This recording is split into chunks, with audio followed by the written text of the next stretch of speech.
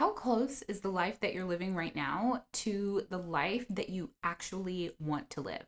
I'm talking about your ideal life. Have you ever stopped to think about what your ideal life looks like? Well, that's what we're going to be talking about in today's video. Hi, I'm Scarlett Cochran. I'm a lawyer and a wealth expert, and this is One Big Happy Life, where we help you find balance, build wealth, and live happy. Everything that you need to create the life that you want. So today we're going to be talking about what your ideal life looks like. I also want to invite you to a brand new live masterclass that I'm teaching all about how to design a life that you love. We all want to live happier, more fulfilling, meaningful lives. We all want to get to the end of our lives and look back on the life that we lived and think, wow, I really lived that life. But it's so easy to get caught up in the default life, the life that we think that we're supposed to be living, even though those choices aren't serving us anymore. So that's what we're going to be breaking through in this new live masterclass. It's all about designing the life that you want to live now, a life that is exciting and lights you up, and a life that you will be thrilled to look back on. So head on over to onebighappylife.com/dreamlife to register and save your seat for this live masterclass. Your ideal life is the best version of your life. A life that looks and feels exactly the way that you want it to. A life where you're living the way that you want to be living both now and in the future.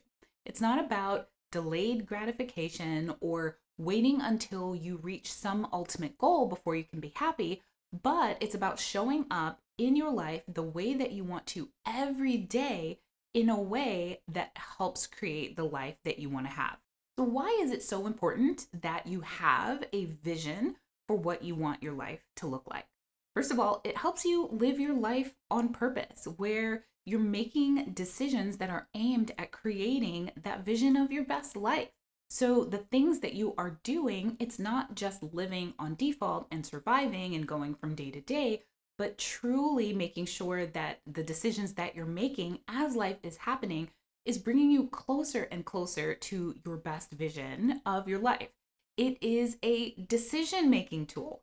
There are so many times in our lives, really every single day, where we're making decisions that affect our future. Sometimes it's big decisions like where we want to live, who we want to marry, how many children we want to have, what we want to do for a living. And sometimes it can be seemingly small decisions like what type, whether or not to buy that throw pillow. But all of those decisions really come together to create the lives that we have and the results that we get from those decisions. So when you have a vision of what your ideal life looks like, that gives you a set of decision-making tools, a way to prioritize and make decisions that get you the results that you want to have. Having a vision for your ideal life is also a great way to minimize regret because you have that vision of your ideal life at the forefront of everything that you are doing. Instead of dismissing the things that you want to have in your life, you have that vision there to help guide you. And when you keep the things that you want front and center, it makes it more likely that you're actually going to achieve those things.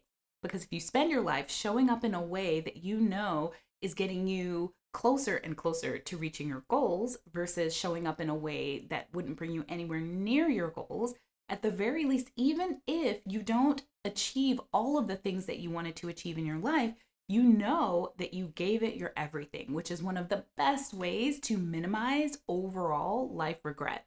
And I can say personally that one of the biggest reasons why my life looks the way that it does today is because I've always had a vision for my life, even when I had no idea how. And in fact, even when that vision seemed to other people as practically impossible in the moment.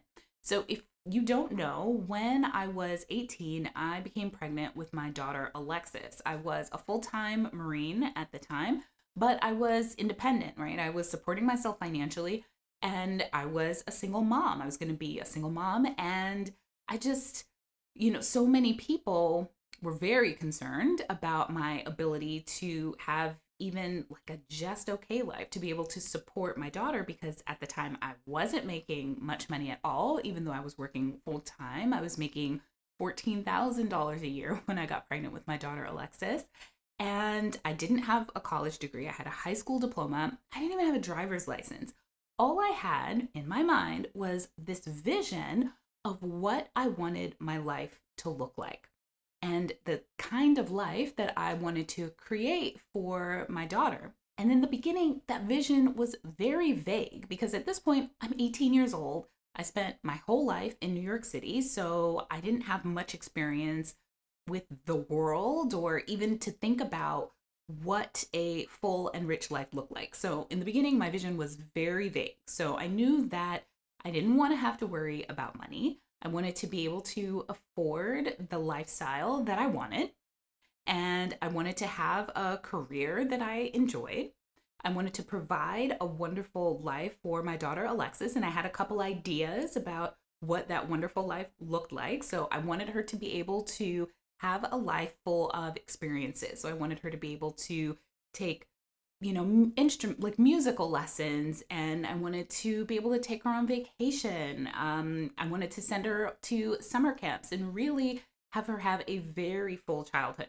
I also knew that I wanted to be able to provide for her as she was going into adulthood, as she transitioned from high school into adulthood. I wanted to be able to help her get a car and help her with college, things that my parents were not able to help me to do. So I had to do them all on my own. I didn't want her to have to struggle like I had to struggle to achieve those things. And then for me, the final vision that I had for this best life was that I wanted to have a nice house with a nice yard. And that was the full extent back then, 18, 19-year-old me, of what my best life, my ideal life looked like. And that vision has evolved over time as I learned more about the world and as I learned more about myself. But it truly was the thing that grounded everything that I did along the way.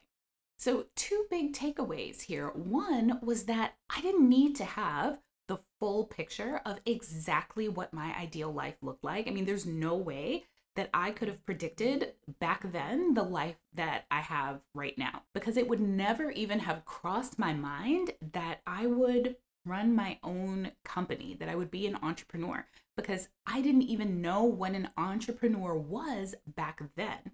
And so you don't need to know every single thing about your vision for your life for it to be a thing that guides you as you're making your decisions in your life. But the second big thing was that I had no idea how I was going to do any of those things, because I didn't know how any of those things could be accomplished. Keep in mind, 18, 19 years old. At that point, again, didn't even have a driver's license, didn't know how to write a check. This is back when people really wrote checks a lot. Didn't know how to balance my checkbook, didn't know how credit cards worked, didn't know about saving or investing. I didn't know about any of those things. And so you don't have to know how in order to have that vision for your life.